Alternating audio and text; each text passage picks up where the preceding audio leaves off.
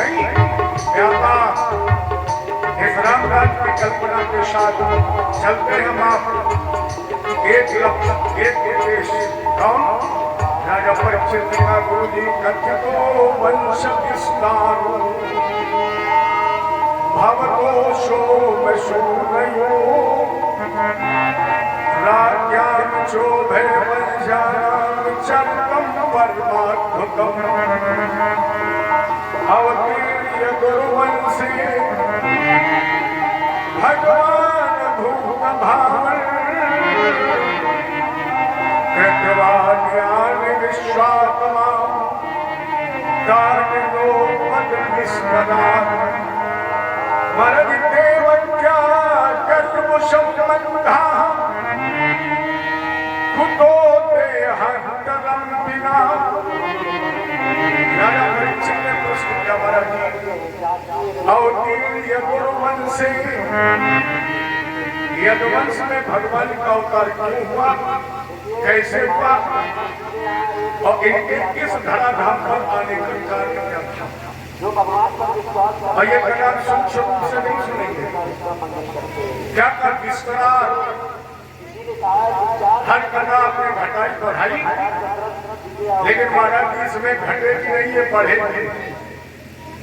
ये बदलो विस्तार मुझे भगवान कृष्ण के जन्म की कथा विस्तार से सुना एक और महाराज मैंने सुना है कि देवकी के 7वें पुत्र का नाम था बलराम और ये बने देवकी के गर्भ में माने माँ के उदर में रहे हैं ये देवकी के और पैदा हुए जाकर के बाबा नंद के यहाँ वसुदेव जी की दूसरी पत्नी रोहिणी के गर्भ से तो देवत्या कर्म संबंधा क्या देवकी और रोहिणी के गर्भ से ही कोई संबंध था क्या देवकी और रोहिणी के पेट से ही कोई संबंध था जब एक माँ के गर्भ में पला अब वो दूसरे माँ से पैदा हुआ तो देवत्या गर्भ संबंधा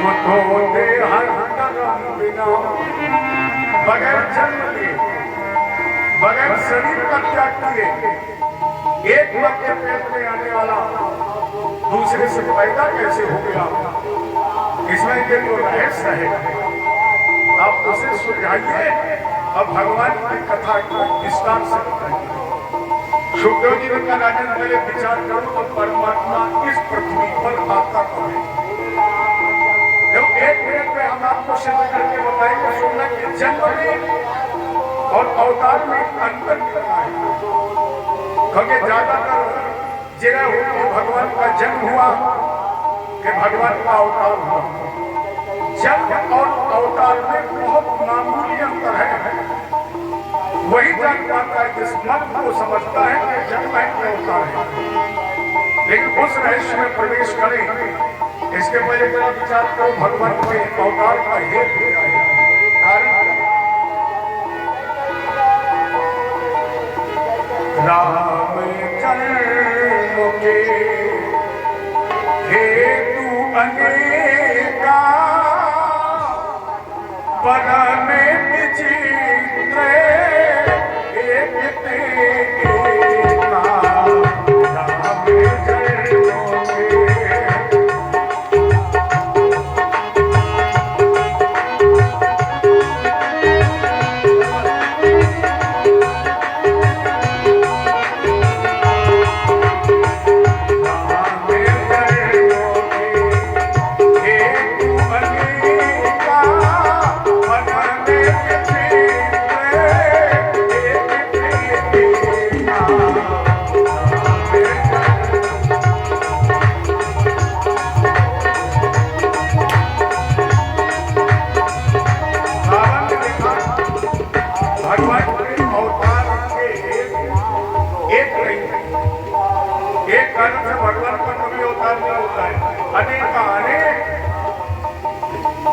अनेक लिखने के साथ बाबा ने कम से कम 4 कार्य भी स्पष्ट कर दिए कि भगवान अगर धराधाम बनाना है तो कम से कम 4 कार्य होने चाहिए।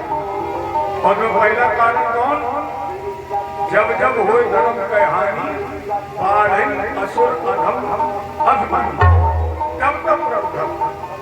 दूसरा कारण बोले मां नहीं मात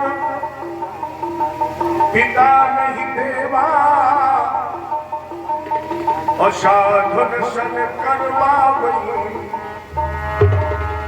दूसरा है कि माता पिता का सम्मान, संत का नागर, पृथ्वी पर अधर्म अनित अन्याय का साम्राज्य तब। तीसरा कारण बाढ़ बहु खल चोर द्वारा। चौथा कारण विप्रधेनु सुर संत हित लीन मनुज अवतार। सबसे पहले जब जब अधर्म अत्याचार अमंगल अनीत बढ़ती है तो प्यारे सबसे पहले ब्राह्मणी का नंबर आता है। पहले भी था, आज भी है। जब जब अधर्म बढ़ेगा सबसे पहले ब्राह्मण का कत्लेआम होगा। और आज भी हो रहा है। आप चाहे आसाम चले जाए, चाहे कश्मीर चले जाए, चाहे आप कलकत्ता पश्चिम बंगाल चले जाए, वह सबसे पहले ब्राह्मण का कत्ल होता है। क्यों?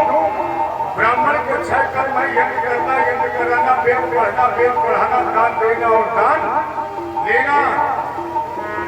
क्षत्रिय में 5 कर्म कर सकता है। क्षत्रिय 5 कर्म कर सकता है। क्षत्रिय यज्ञ कर सकता है, यज्ञ करा सकता है, वेद पढ़ सकता है, वेद पढ़ा सकता है, दान दे सकता है, लेकिन दान ले नहीं सकता है। वो दान दे सकता है, दान देने का क्षत्रिय को हाथ नहीं फैलाना चाहिए।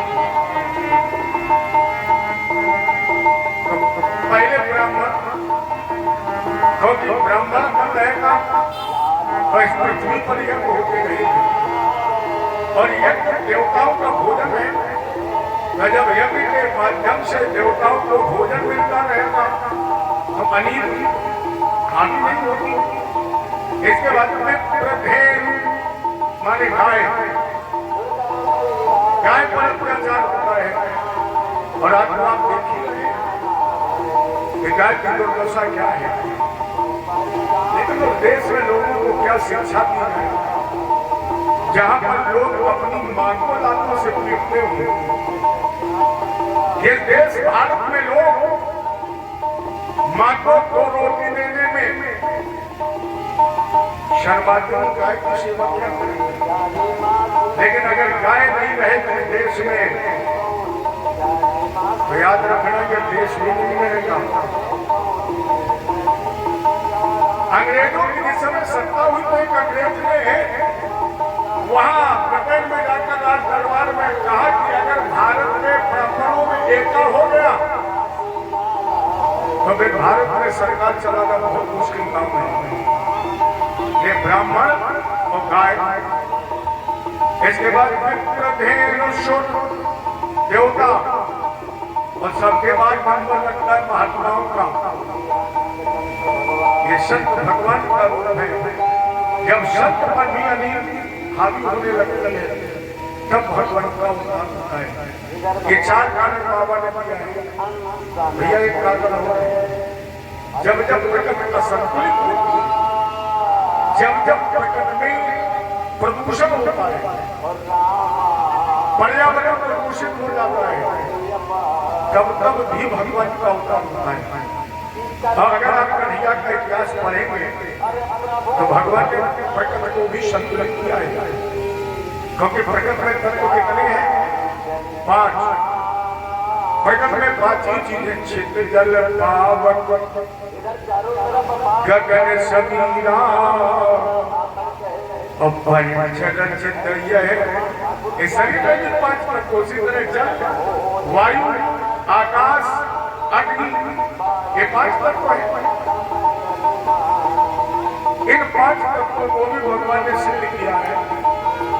ये आपको कल कथा बताया जाए कि भगवान ने कैसे कैसे इन 5 तत्वों को शुरू किया। ये जब 5 कारण होते हैं तब भगवान का अवतार होता है। लेकिन राजेंद्र जन्म में और अवतार का बिल्कुल बारी बिल्कुल बात का अंतर है।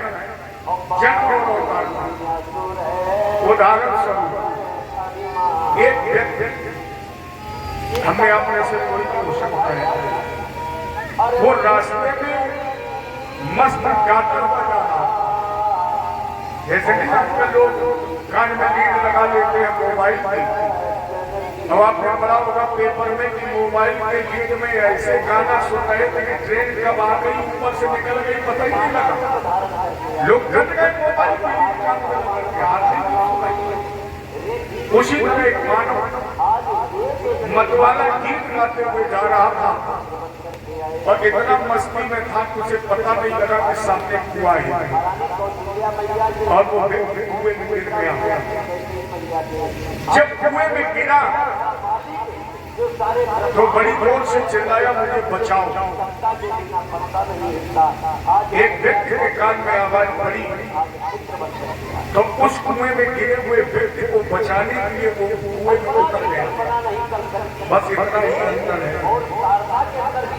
जो गिरा वो जन्म है और जो गिरने वाले को बचाने के लिए उतरा ये अवतार है। लेकिन जब वो उतर गया नीचे, अब वो गिरने वाला चिल्ला रहा था बचाओ बचाओ, तब तक सभी गांव के लोग आसपास खड़े होकर दौड़ के गए, कुएं के अंदर झांक करके देखा तो लोगों ने कहा भैया इसमें एक नहीं दो है। अर्थात जितने अज्ञानी हैं वो कह रहे हैं कि जन्म और अवतार में अंतर क्या है, तो कुएं में दोनों पड़े हैं। लेकिन प्यारे जो ज्ञानी हैं वो जानते हैं कि इसमें एक गिरा है और एक उतरा है। जो उतरा है वो अवतार है और जो अंधा होकर गिरा है यही जन्म है। अर्थात हम आप गिरे हैं इसलिए हमारा आपका जन्म है और हमें आपको बचाने के लिए गोविंद इस धराधाम पर आता है, इसलिए वो अवतार है। बोलो गोविंद भगवान की।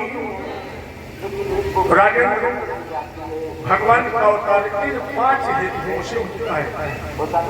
और द्वापर में अवतार भगवान का कब हुआ? जब कंस ने अपनी प्राणप्रिय बहन देवकी का विवाह अपने अभिन्न मित्र वसुदेव के साथ किया। कितना प्रेम करता था कंस कि देवकी के विवाह की चर्चा होती थी तो लोग कहते थे एक देवकी ससुराल चली जाएगी तो कंस बैठ करके लोग आता। तो जैसे रथ लेकर के चला एक आकाशवाणी हुई, अस्या अष्टमो गर्भो हंता याम बहसे बुधा। अरे कंस इस देव की काही अष्टम लाल, तो हम बतलाते हैं तुझे होगा तेरा काल। अरे मूल कंस, जिस देवकी को तू इतने प्रेम से विदा करने जा रहा है उसी देवकी का 8वां लाल तेरा काल होगा। तो कंस ने निकाल के ज्ञान संग देवकी ने पकड़ लिए बाल और केस पकड़कर रथ से खींचकर नीचे डाल दिया। मारना चाहता था, वसुदेव ने हाथ पकड़ लिया। कंस अब देवकी को मारने का अधिकार तो हाथ नहीं है, क्योंकि हमारे ध्यान में लड़की का जब हम कन्यादान कर देते हैं तो सबसे पहले एक अधिकार हमारे आपसे छीन लिया जाता है। कन्यादान के साथ ही उस लड़की को डांटने का, उस लड़की को पीटने का अधिकार मायके वालों के पास नहीं रहता है। फिर मायके वाले उसे केवल प्रेम कर सकते, समझा सकते, उसे याद कर सकते हैं मैं रात मेरे पास। और नहीं मरने के बाद कंस तो याद कर मृत्यु जन्मता वीर देह सहजायते अग्नवाद शतान देवा। इस संसार में दुर्लभ हुआ, इस संसार में अगर कुछ शब्द है तो कौन कैसे कब और कहां याद रखना, एक क्षण भी मृत्यु को टाला नहीं जा सकता है। डॉक्टर का इंजेक्शन भरा का भरा रह जाएगा, पंडित जी का पत्रा खुला का खुला रह जाएगा। एक बात और है, ये मुहूर्त सब बीच की बात है। व्यक्ति का जन्म भी बगैर मुहूर्त के होता है और व्यक्ति की मृत्यु भी बगैर मुहूर्त के होती है। जन्म हो जाता है तब कहा जाता है पत्रा देखते, पहले कोई देखता है? पहले कोई पत्रा नहीं देखता। मैंने जन्म बगैर मुहूर्त के, पत्रा बाद में लिखा, और जब कोई मरने लगता तो पत्रा खोला जाता है। जब कोई गए बोले अब देखो पत्रा कहीं बच के तो नहीं लगी, 5 और चली जाएगी।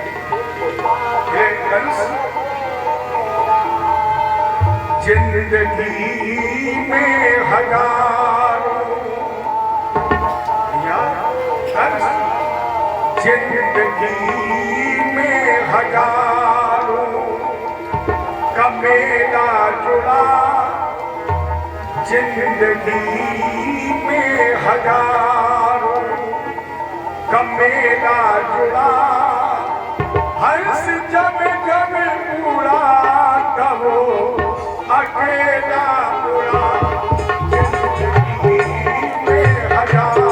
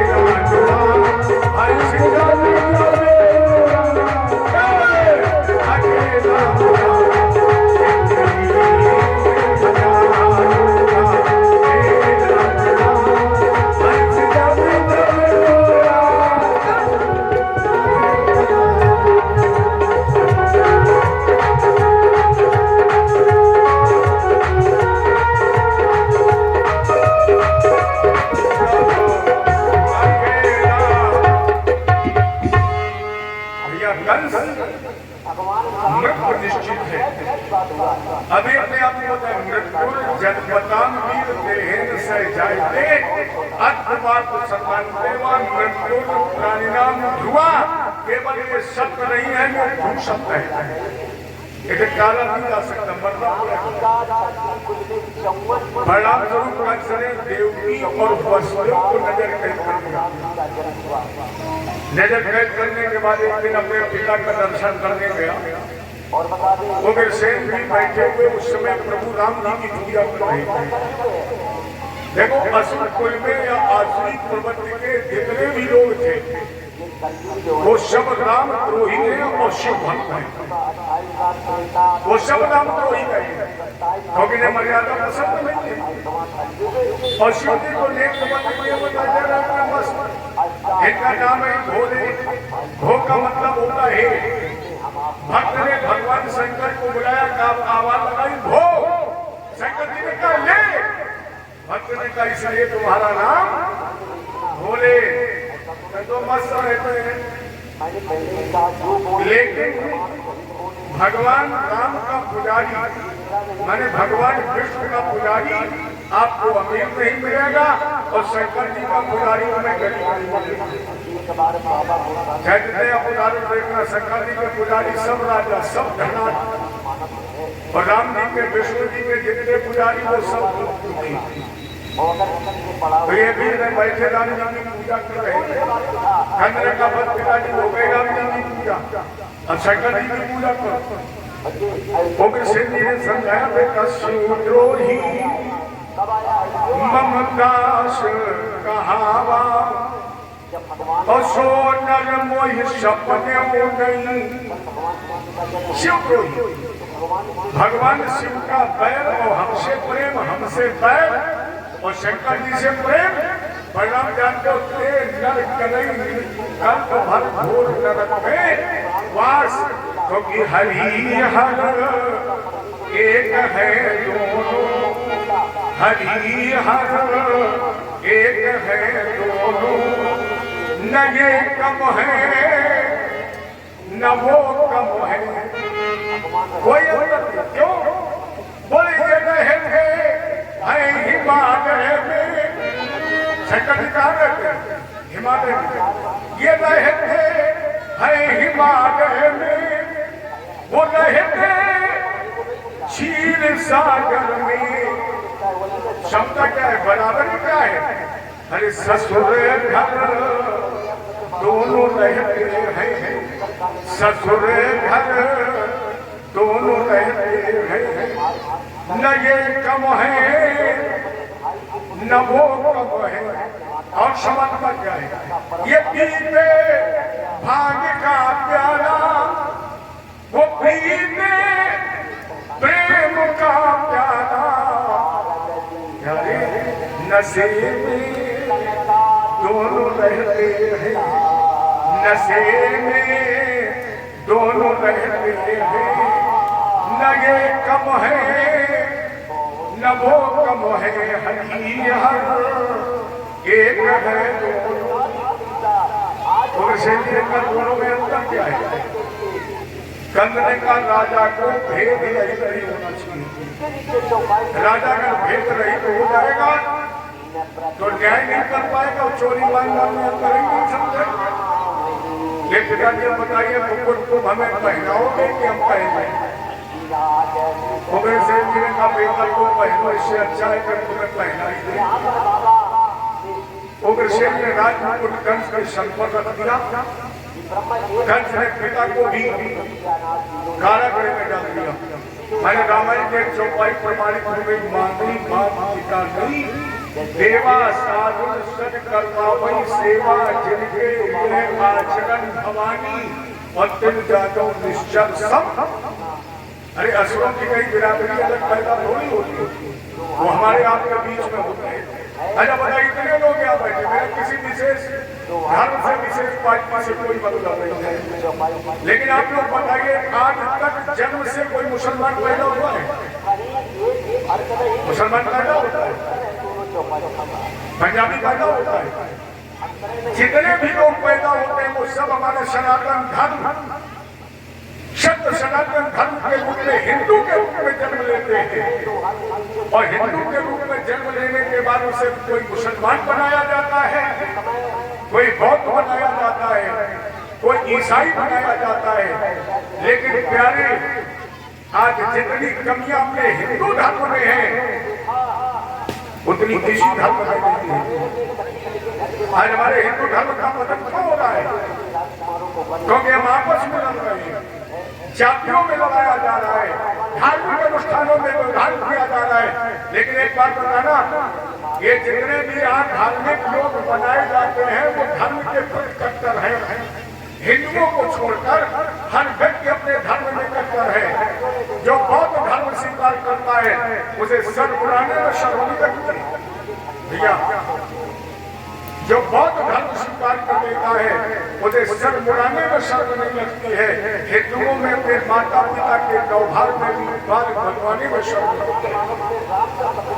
मुसलमान जब मस्जिद में जाएगा तो खाली सर नहीं जाएगा, टोपी लगा के जाएगा। वो मुस्लिम धर्म के प्रति इतना कट्टर है कि अपने नियमानुसार वो अपने सर पर टोपी लगा के जाएगा।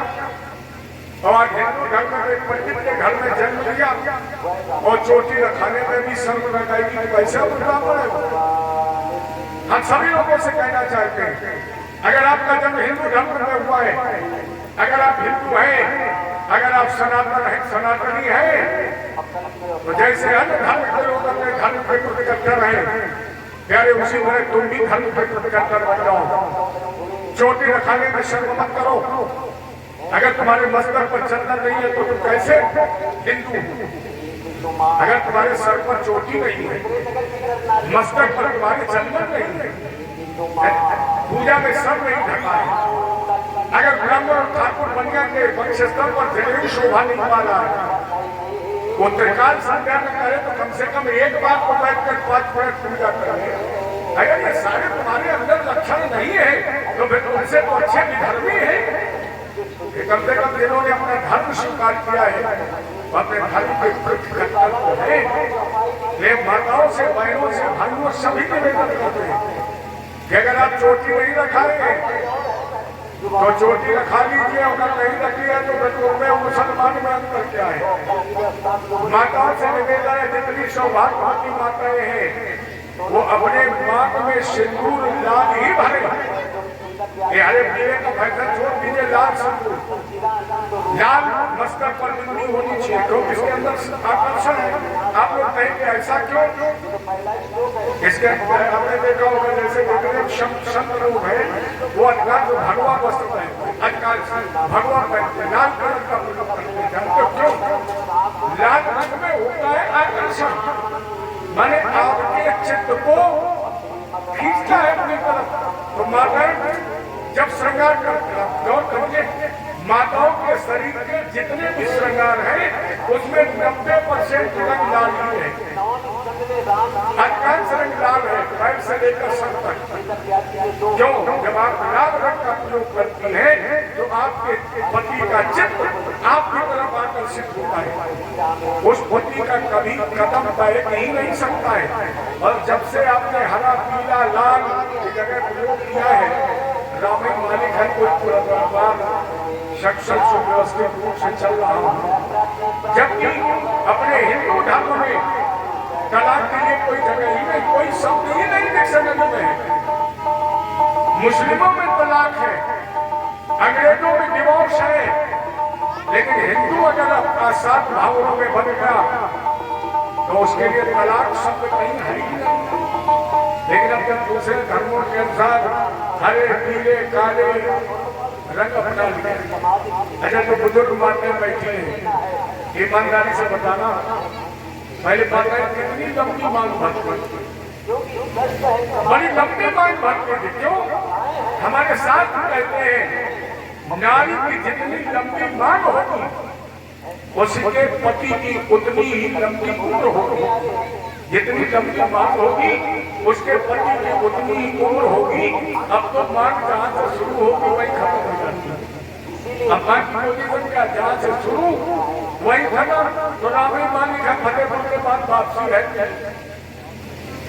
आप सभी लोग अपनी अपनी मर्यादा को पहचाने। मर्यादा के अनुसार आचरण करें। अगर आप हिंदू हैं, हमारी बिरादरी के लोग सुने, अगर आप हिंदू हैं तो जरूर आप मस्तक पर चंदन लगाएं। अगर आप हिंदू हैं तो जरूर आप चोटी रखें। अगर आप हिंदू हैं,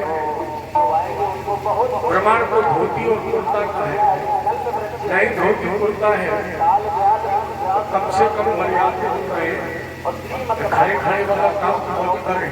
जय जय श्री। तो कंस ने उन्हें शेर जी को बंदी बना लिया, राजा बन गया। अब कंस ने अपने मंत्रिमंडल में नई भर्ती की है। कंस के दरबार में बैठे प्रलम्ब चारू है, तृणावर्त महासनी, मुष्टिका विष्ट पूतना के सुधेन्द्र। ये बड़े बड़े असुर बैठ रहे हैं।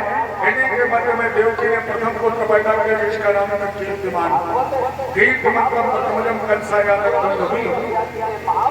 राजा ने सत्यता की है कि हमेश खटस वाली 6 बालकों की कंस ने हत्या किया।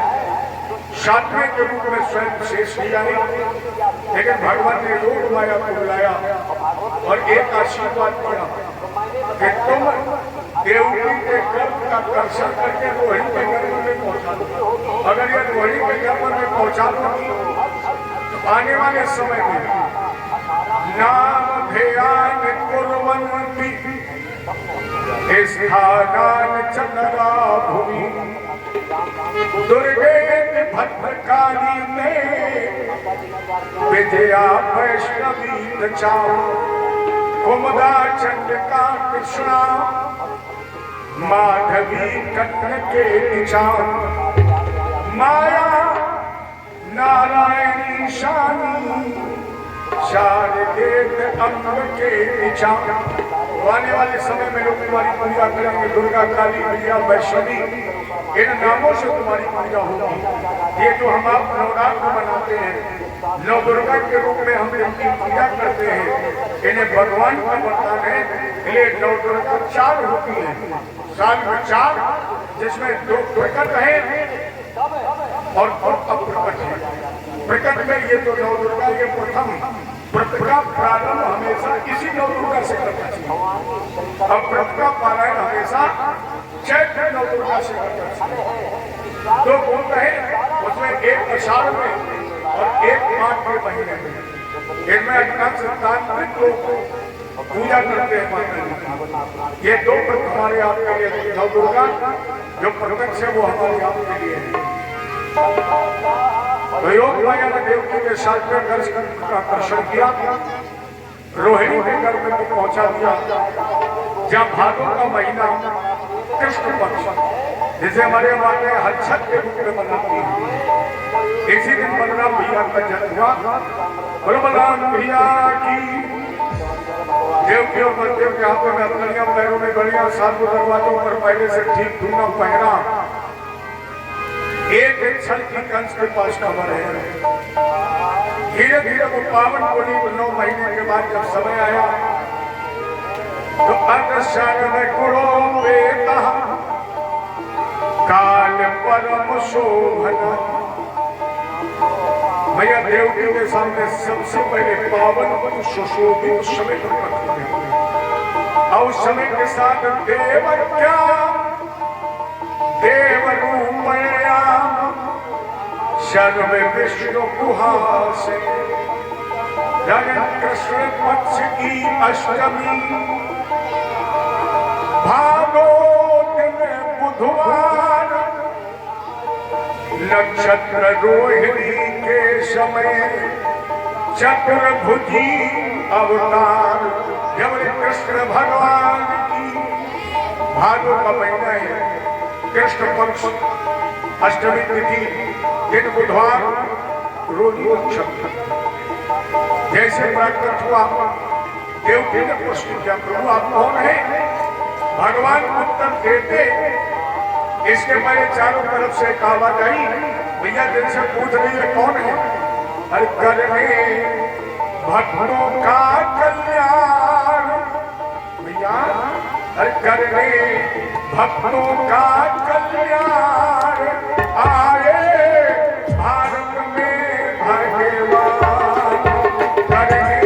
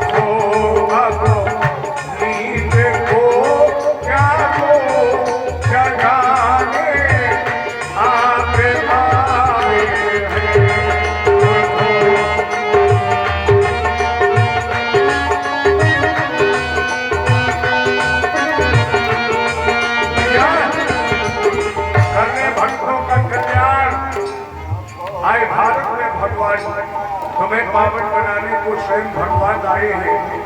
उठो, नींद को त्यागो, जगाने आप आए। देवता का चुप हो जाओ, मैंने तुमसे भी पूछा है।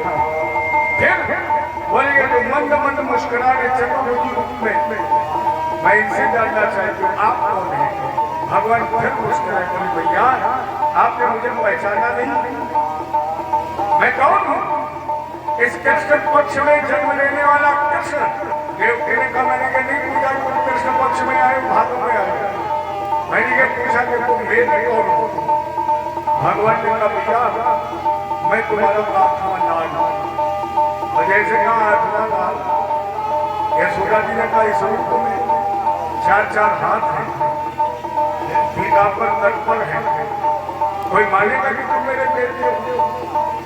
भगवान बोले तो फिर यशोदा देवकी जी ने कहा पित्रो पश्यतो शत्रो वभूः प्राकृता शिशु। आप एक प्राकृतिक नवजात शिशु बनाइए तो अंतर्हित भगवान ने वो चतुर्भुजी स्वरूप अंतर्हित कर दिया और नवजात शिशु बनकर देवकी की गोद में लेट गए। देवकी ने वसुदेव जी की तरफ देखा, स्वामी मेरी गोद का ये अंतिम चिराग है। दीवान के सहारे आवाज आई, वसुदेव यशोदा ने पैदा की है कन्या, मुझे गोकुल पहुंचा दो, कन्या यहाँ ले आओ। वसुदेव जी ने भगवान को सूप में निकाल दिया। लोग कहते सूप कहाँ से आ गया? अरे भैया जो दीवार के सारे चतुर्भुजी रूप में प्रकट हो सकता है, जो देवकी वसुदेव की हथकड़ियां बेड़ियां काट सकता है, जो सात दरवाजों के ताले खोल सकता है, अपने लिए 70 रुपए का सूप नहीं ला सकता है। वैसे सूप का मतलब क्या? शब्द जीवात्मा को परमात्मा की प्राप्ति हो गई तो उन्हें सद्गुरु की सूप में लिटा दिया। और जैसे सद्गुरु की सूप में लिटा दिया, हथकड़ियां बेड़ियां माया मोह की, ये हथकड़ियां बेड़ियां अपने आप टूट गई। और जैसे हथकड़ियां बेड़ियां माया मोह की टूटी, हमारे जीवन में जो विकार थे वो सो गए। और जैसे जीवन के विकार सोए अपने आप जीवात्मा के मुक्ति के दरवाजे खुल गए। और जैसे मुक्ति का दरवाजा खुला, वसुदेव जी भगवान को लेकर चल पड़े, गोकुल की तरफ जा रहे हैं। काली अंधेरी रात है, भयंकर बरसात। भगवान के 24 अवतारों में प्रकृति ने जितना सहयोग भगवान का कृष्ण अवतार किया है, इतना किसी अवतार में प्रकट रखा नहीं है। कृष्ण जन्म में प्रकट भगवान के अनुकूल है। जैसे भगवान कहाँ है? जेल में। और जेल में कौन आता है? चोर। हमारे भगवान चोर नहीं है, ये चोरों को ट्रेनिंग देते हैं, ये चोरों के उस्ताद। हमारी बात मत मानिए। अगर हम भगवान को चोर कह सकते हैं तो कान पकड़ के क्षमा मांगते हैं कि हम आपको चोर नहीं कहना चाहते, लेकिन आपके गुरु जी ने कहा है तो हम क्या कहें? आपके गुरु जी ने श्लोक में लिखा है, प्रजे वसंतम नवनीत चौरम अगोपागनानाम शतकूल चौरम। चौरा क्योंकि अनेक जन्मार्जित पाप चौरम। आपने माखन को तसल्ली नहीं हुई तो गोपियों के चीर छुड़ाए, फिर भी तसल्ली नहीं हुई तो भगवान के पाप छुड़ाए। इसलिए हम क्या कह सकते? चौराट गयम। अरे चोरों क्या कर और आगे गुरु है, और जो चोरों के गुरु है, इसलिए गोविंद जी हमारे चोर बन कर आए। कहाँ? जेल में। और चोर कब आता है? जब रात होती है तो आता है, रात में आता है। और रात में भी कब आएगा? जब अंधेरी होगी। और अंधेरी में भी आधी रात होगी, माने 10-11 बजे के बाद और 2-3 के पहले। तो भगवान कब आए? मध्यरात्रि, माने बिल्कुल पक्के चोर। और जाने में कुछ चोरों के तरह जाने, किसी पता लगा कानों कान किसी को खबर नहीं है। यमुना जी के किनारे पहुंचे, बलदेव जी ने पैर रखा, यमुना जी ने मारी उछाल तो बलदेव जी ने कई बार नाक तक पहुंची। बलदेव जी ने सब मर गए। अगर दूसरा पैर रख दिया और कहीं फिर उछाल आ गई तो हमारे समय में बाप बेटा दोनों को नंबर है। ये प्रद्योगी ने सूट उठाया, आवाज लगाई, कोई लो। तभी से यमुना जी के उस घाट का नाम कोई लो कर गया। आज उस घाट को कोई लो के नाम से ही जाना जाता है। भगवान बोले थोड़े धीरे धीरे बढ़ो, ऐसे बड़ी तो बाप बेटा का नंबर लग जाएगा।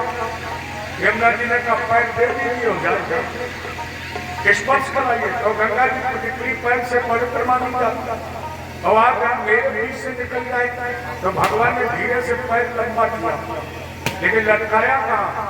गंगा के पीछे, आगे पैर नहीं लटकाया। क्यों? कन्हैया ने सोचा पैर हमने लंबा कर दिया, और बिजली चमक रही है, और बसदेव जी की कहीं निगाह पड़ गई मेरे पैर पर। तो सोचे लड़का पैदा है तो पैसा ही तो लंबो ही तो तुम्हारे घर के सुबह लड़का दोनों से बातें। एक पीछे से पैर लटकाया, घर से यमुना जी को स्पर्श कराया। यमुना जी 5 मिनट में घर गई यमुना जी। जो पैर का प्रयास किया भगवान ने कहा यमुना, जिनके सर पर हम बैठे हैं ये कौन है? यमुना जी ने कहा आपके पिताजी हैं। भगवान बोले हमारी तुम्हारी शादी होगी। यमुना जी ने कहा इसलिए तपस्या कर रही हूँ। भगवान बोले अचानक शादी हो गई तो फिर ये तुम्हारे कौन होंगे?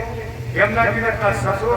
भगवान बोले कभी कभी जानकार ये तुम्हारे ससुर बनेंगे तो थोड़े झुक के चलो, और ऐसे अकड़ के चलती रही।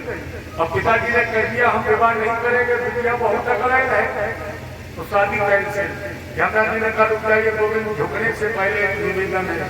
भगवान ने कहा बोलिए। यमुना जी ने कहा केवल मैं झुकेंगी, सास कभी नहीं झुकेगी।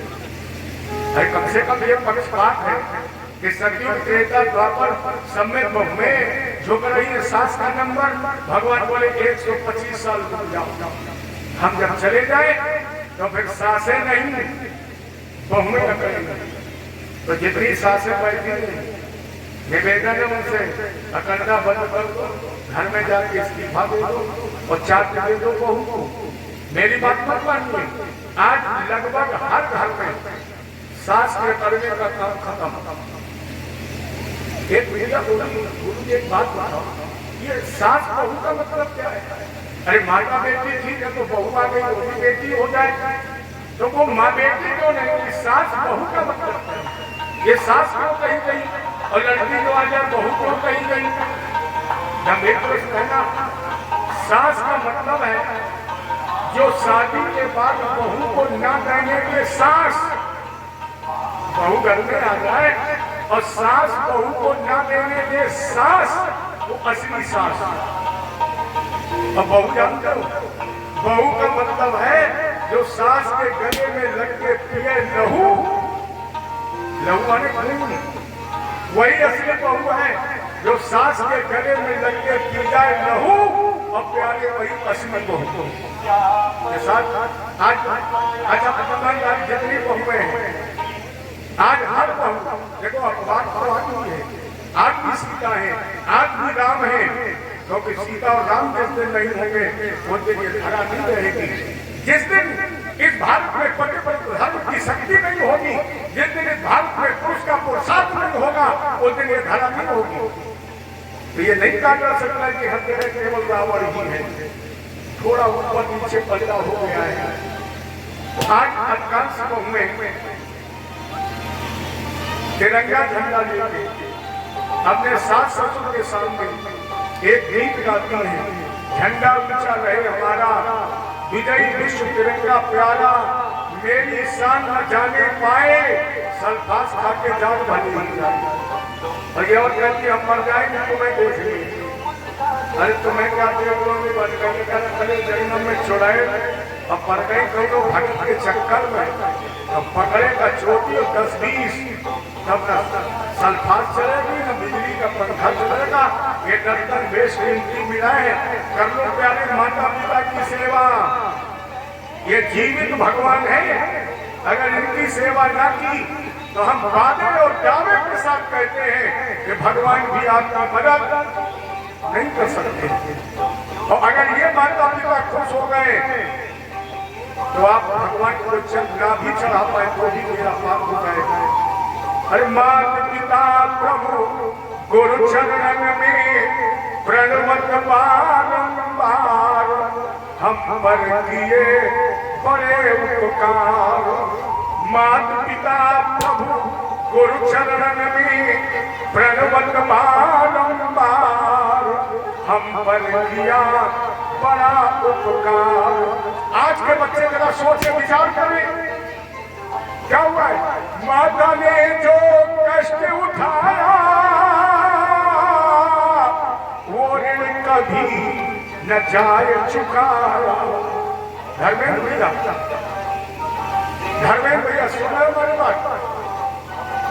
यहाँ नहीं हो? धर्मेंद्र से नहीं हो यहाँ?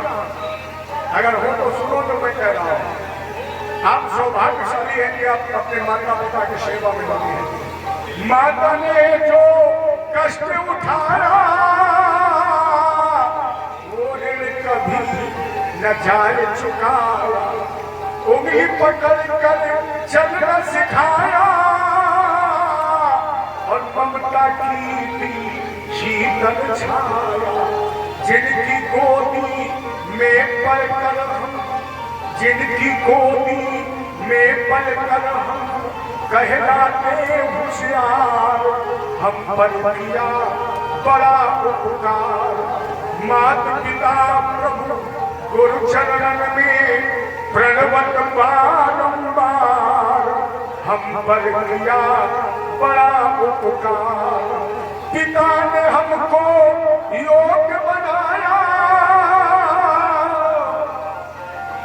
वो बर्बादी में इस समाज में बैठे हुए लोग देखो अपने माता पिता की सेवा करने का सौभाग्य मिला है। वो बर्बादी में अपने माता पिता के वचन पालन करने का सौभाग्य मिल रहा है। पूछो तो अभागों से जिनके माता पिता का सर से साया उठ गया है, बर्भाग्य है। अरे पिता ने हमको योग्य बनाया, कमा कमा के अन्न खिलाया, पढ़ा लिखा गुणवान बनाया, जीवन पथ पे चलना सिखाया, जीवन पथ पे चलना सिखाया। जोड़ जोड़ कर अपनी संपत्ति, एक एक पैसा बचाता है, जोड़ जोड़ कर अपनी संपत्ति का तुम्हें बना दिया हकदार। कितना बड़ा किया उपकार। मात पिता प्रभु गुरु चरण में प्रणवत बारंबार हम पर किया बड़ा उपकार। तत्व ज्ञान गुरु न दर्शाया, अंधकार सब दूर भगाया। हृदय में भक्ति दीप जलाया, हरि दर्शन का मार्ग बताया। बिना स्वार्थ ही कृपा करे, बिना स्वार्थ में कृपा करे। कितने बड़े उदार हम पर किया बड़ा उपकार। मात पिता प्रभु निवेदन है आपसे, मेरी एक भी बात मत सुनना, मेरा एक भी शब्द मत सुनना, मेरा एक भी कहना मत करना। लेकिन प्यारे अगर मेरे प्रति जरा भी प्रेम हो आपके मन में, अगर जरा भी मेरे प्रति आपके सम्मान हो दिल में, तो हाथ जोड़ करके मेरी प्रार्थना है सब कुछ चला जाए, लेकिन जीवन से माता पिता को मत जाने देना। जीवन में माता पिता के आदेश से कभी अवहेलना मत करना, क्योंकि इससे बड़ा भगवान प्रत्यक्ष दर्शन देने वाला कोई हो ही नहीं सकता है। अरे बिना स्वार्थ ही कृपा करेंगे, कितने बड़े उदार हम पर किया बड़ा उपकार। मात पिता प्रभु गुरु चरण में प्रणवत बारंबार, मात पिता प्रभु गुरु चरण में प्रणवत बारंबार हम पर किया बड़ा उपकार हम पर किया बड़ा उपकार हम पर किया बड़ा। इस संसार का वो बर्बादी है जिसे माता पिता की सेवा करने का गौरव मिलता है, सबको ठुकरा देना, सबका अपमान कर देना, किसी को मत मानना, किसी की पूजा मत करना, लेकिन कभी माता पिता के आदेश की अवहेलना मत करना। अगर माता पिता की कृपा बनी रही तो गुरु को तुम्हारे घर आना पड़ेगा, और अगर गुरु तुम्हारे घर आ गया तो गोविंद को प्यारे तुम्हें लेने के लिए आना पड़ेगा। इसमें कोई संशय नहीं, इसमें कोई शंका नहीं, गोविंद को तुम्हें देने के लिए आना ही पड़ेगा। आज की व्यवस्था है, थोड़ा झुक जाइए, इनका आदर करना सीख लीजिए। तो भगवान ने यमुना जी को पार कर दिया, बलदेव जी के साथ पहुंचे वो नेता देवी का आवन भगवान कर ही चुके थे, वे सभी प्रकार के निद्रा में थे। यशोदा जी के पास बलदेव जी ने भगवान को निकाल दिया, बालिका लेकर के वापस गोकुल से मथुरा, और जैसे मथुरा में आए तो अपने आप पहले की तरह दरवाजे बंद हो गए, हथकड़ियां बेड़ियां पड़ गई, पहले बार जात के आवाज आई, कहा कंस ने उस बालिका को मारने की कोशिश की, लेकिन वो हाथ से फिसल गई और अष्टभुजी सिंह वाहिनी बन करके विंध्याचल पर्वत पर तपस्या करने के लिए चली गई, जहाँ पर विंध्यवासिनी के नाम से प्रसिद्ध हो गए। जहाँ पर विंध्यवासिनी मैया की, तो इनको तो यहाँ देव जी को काला कलर से मुक्त कर दिया। उधर वासुदेव ने जो पुत्र भगवान को पहुंचाया यशोदा जी के यहाँ, जैसे सुबह हल्का हुई तो बाबा नंद ने क्या क्या प्राण इस नाता बाबा नंद ने भगवान के जन्मोत्सव पर 3 लाख गंगे और 7 काले पेड़ के पहाड़ दान किए। यहाँ पर एक संत ने लिखा है, बधाई झूम कर गाओ मेरे नंदलाल आए हैं, मेरे गोपाल आए हैं, झूम कर गाओ मेरे नंदलाल आए हैं, मेरे गोपाल आए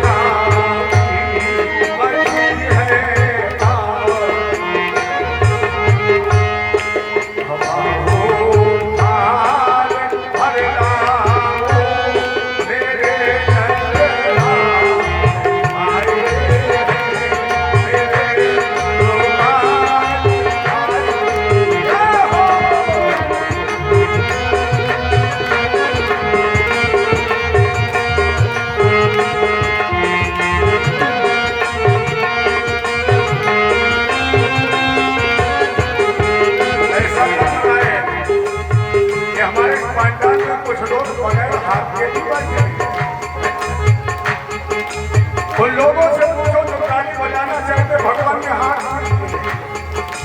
उन लोगों से पूछो जो भगवान की कथा सुनना चाहते हैं भगवान ने कान नहीं दिए। उन लोगों से पूछो जो भगवान की कथा में वरदान देना चाहते हैं, भगवान ने उन्हें हाथ नहीं दिए हैं। वो लोगों से पूछे तो चलकर कथा पांडाल बताना चाहते हैं, लेकिन भगवान ने उन्हें पैर नहीं दिए हैं। प्यारे गोविंद ने तुम्हें सब कुछ दिया है, सब कुछ दिया। एक एक करने का उपयोग कर लीजिए और उनसे कहिए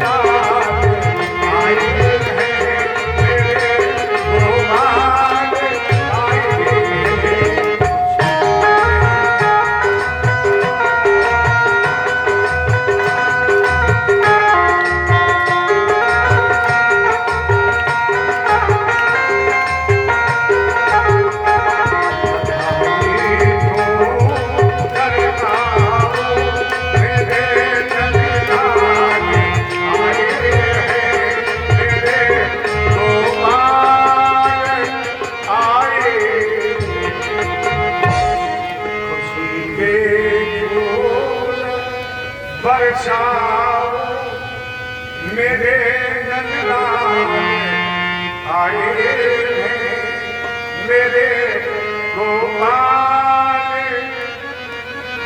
गोविंद भगवान की। अब की बात बोले तो थोड़ा देर से दर्शन देंगे। इसका एक कारण है, मुझे एक बड़ी अच्छी घटना याद आ गई। मुझे कष्ट था इस बात का कि बेड़ा गरीबा में अब 4 साल नहीं आ पाए। मैंने बहुत लोगों से विवाद किया जो हमारे बहुत नजदीक से, जिनके भी हमारे पास नंबर थे, उनसे सबसे मैंने झगड़ा किया कि मुझे 4 साल क्यों नहीं बुलाया। लेकिन इसका उत्तर मुझे आज मिला। अभी इस व्यासपीठ पर मुझे उत्तर मिला कि पंडित जी 4 साल आप क्यों नहीं आए, और उसका उत्तर है दिलीप जी का पुत्र। चूंकि मैंने चलते समय ये कहा था धर्मेंद्र भैया से कि अब अगली बार जब हम आएंगे तो 100% गारंटी है कि दिलीप के बेटा ही पैदा होगा, तभी आऊंगा।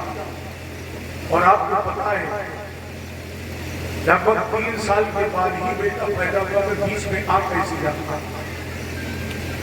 लोग मुझे कैसे बुला लेते, माता जी व्यवधान पैदा करती थी और कहती थी पंडित जी तुमने ये कहा है कि दिलीप के जब बेटा पैदा होगा तब मैं कथा कहने आऊंगा, तो जब दिलीप के बेटा पैदा हो गया अपने आप मुझे बुला लिया। तब तक मुझे माता जी ने नहीं आने दिया। मुझे इस बात पर घमंड नहीं है, गर्व नहीं है, माता जी की बड़ी कृपा है। कम से कम एक ब्राह्मण दलित दीनहीन ब्राह्मण की वाणी को सत्य किया, और माता जी ने वाणी को सत्य किया, तो फिर 4 साल के बाद हमें बुला भी लिया और कहा पंडित जी चिंता मत करिए, वह आ गया है नाती, वही बनेगा कृष्ण, तो तुम गाओगे भी कृष्ण जन्म की कथा। इससे बड़ी माता जी और हम पर कृपा क्या कर सकती है। अब आप पर कृपा कितनी है मुझे पता नहीं है, लेकिन मुझ पर बहुत बड़ी कृपा है। जितनी ये कृपा कर सकती है उससे ज्यादा कहीं कृपा है। हमें तो ऐसा लगता है कि इधर उधर से और कुछ लेकर हम पर ज्यादा कृपा कर देती है। बहुत बहुत हम नतमस्तक हैं जो हमारी वाणी को सिद्ध किया, और आज वही बेटा आपके सामने कृष्ण बनकर दर्शन देने आ रहा। तो मुझसे पूछो मुझे कितनी अपार प्रसन्नता है। एक बात की प्रसन्नता है कि कम से कम इस गाँव में हमारी बात को शब्द हुई, और किसी की बात शब्द हो जाए तो उसे कितनी खुशी मिलती है। आज वही बेटा उसको जन्म देने के बाद दर्शन देने आ रहा, लेकिन उसने कहा कि दर्शन बाद में होगा, पहले कुछ हाँ बधिया बाजे आंगने में।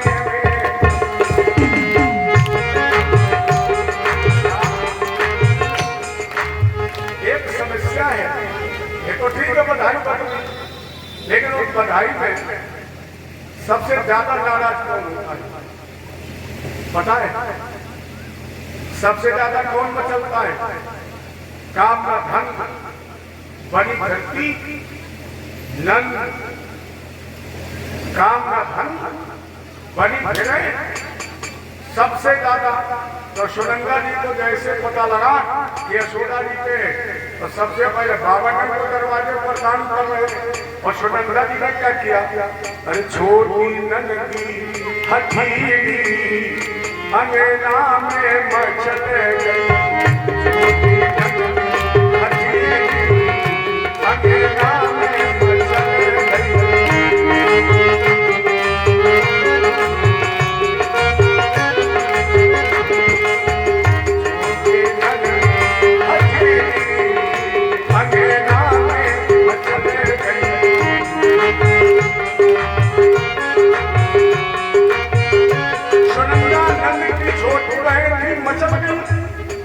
जितनी माता बुलाई गई थी ना, वो ढोलक बज रही थी, सभी बना रही थी।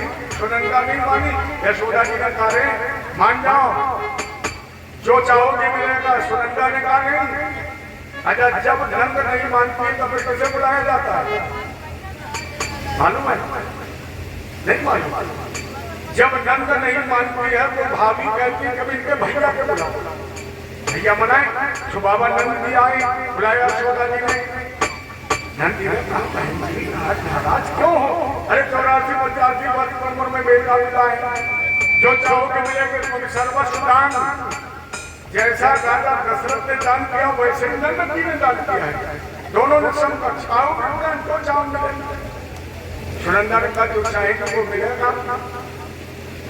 नंदिनी का कोई संशय नहीं, जो मांगोगे वो मिलेगा। अरे भैया कोई संशय है? जो मांगेंगे मिलेगा ना, कोई संशय नहीं है। और आज तो तीनों महान विभूतियां पधारी हुई हैं।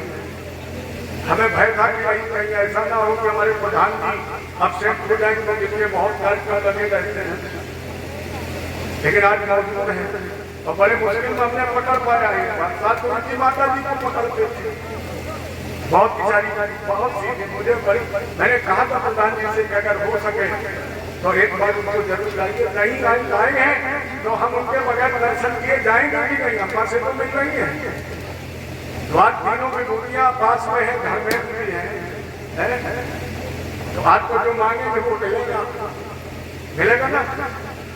माताओं आप लोग बड़ी मतलब हमारी पार्टी में बताए ना, आप लोगों से ही सब कुछ काम है। दीपिका हाँ इंदल भी बैठे सामने, हमने आज बुलाएंगे नहीं, चिंता मत करो। अभी हमने बुलाया, अभी नाम तो लिया नहीं अभी। तो नंद जी ने कहा बहन जी क्यों नाराज हो, आज तुम जो चाहोगे वो मिलेगा। क्या चाहिए? सुनंदा ने कहा कि हमारी भाभी तो कंगन पहने बढ़िया सोने के थे, बोले यही दिलवा दो। नंद जी ने कहा दे दो। यशोदा जी ने कहा सुनो क्या? बोले मायके से आयो रो कंगना कंगना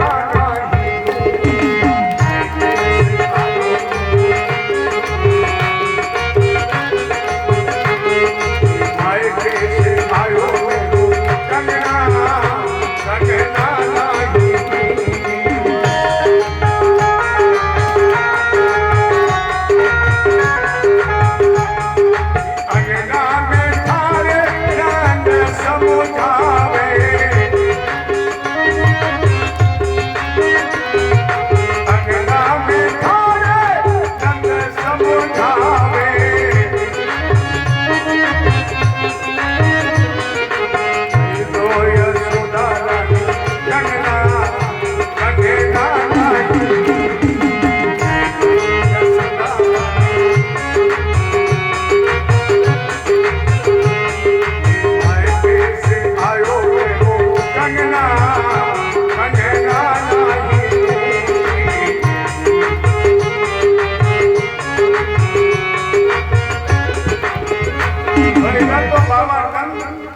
कंगना और यशोदा जी का विवाह कल्याणकारी चल रहा है। और आंगन में क्या हो रहा है? अरे बंधैया बाजे आंगने में बाजे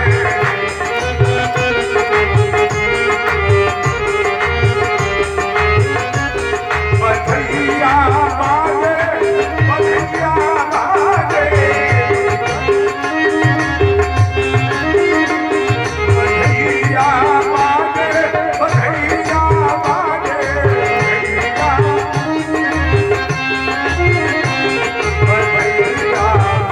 Yeah.